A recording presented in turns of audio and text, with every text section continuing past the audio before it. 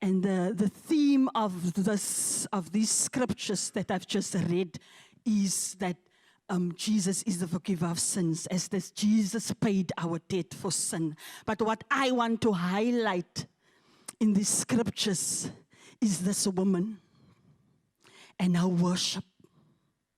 And as we can see in these scriptures, a form of a worship is bringing a gift to Jesus. This gift of this expensive perfume. And a question arises within me. Do we have the ability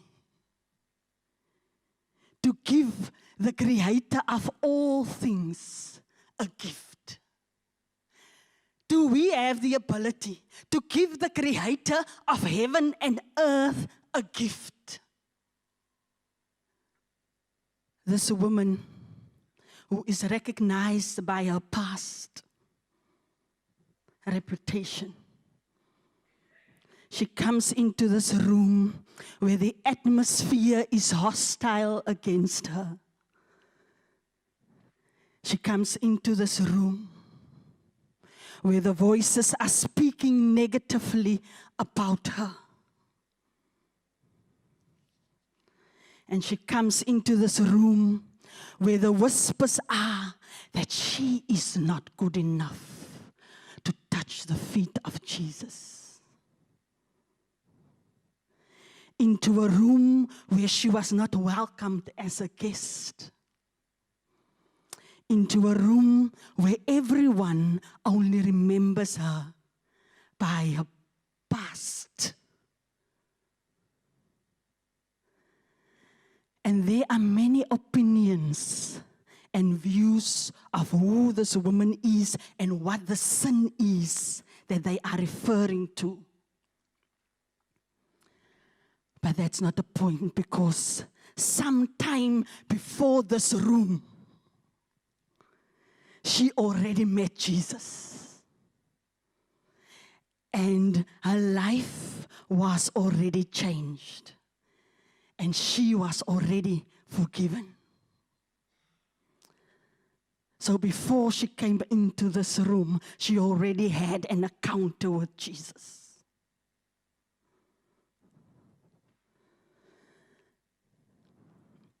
She still came, knowing all this noise. She still came into the room to worship at the feet of Jesus.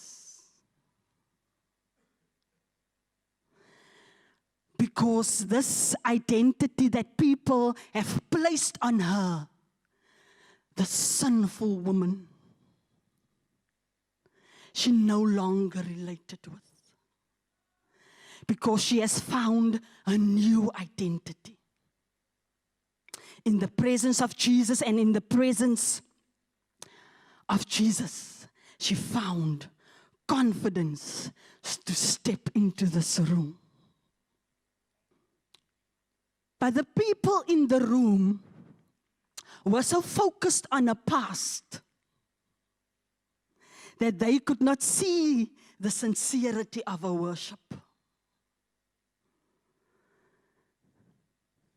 To her, this action of worship had nothing to do with the monetary value of the perfume.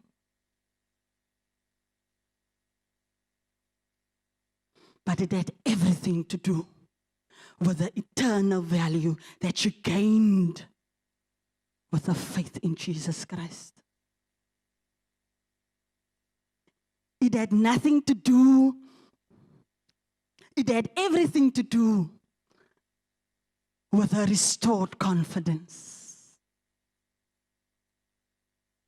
It had everything to do with her restored identity in the presence of Jesus. Your identity will be restored.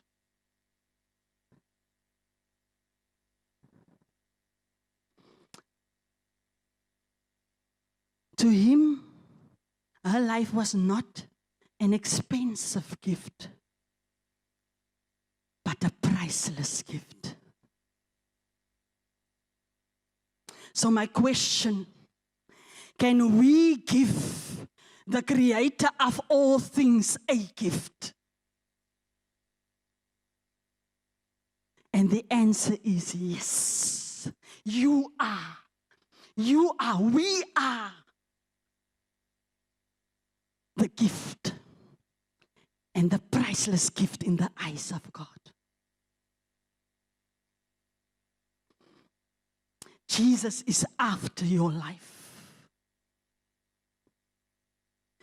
No matter what your past was, what labels people have put on you,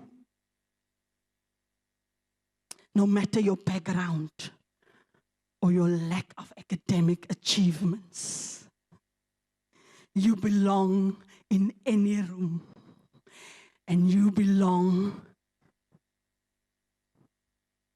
and you can sit at any table.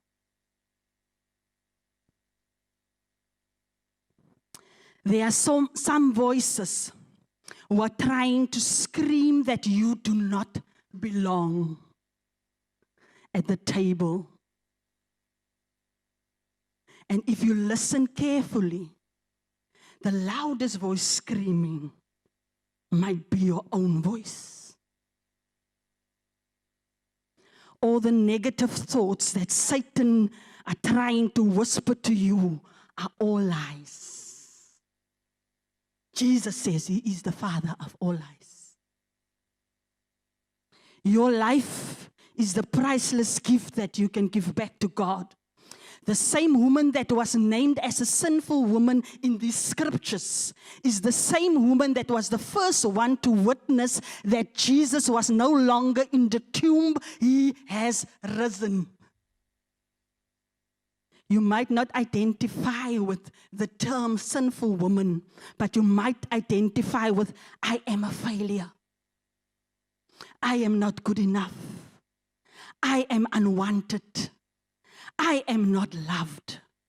I am forgotten. What is your I am? Change your vocabulary.